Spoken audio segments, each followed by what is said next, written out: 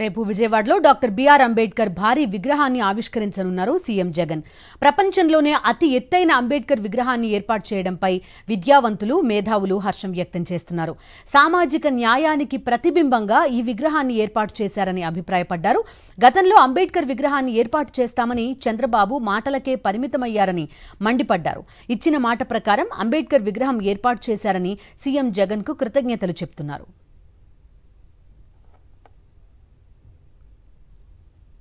గత ప్రభుత్వం కేవలం దళితుల్ని దగా చేసినటువంటి ప్రభుత్వం.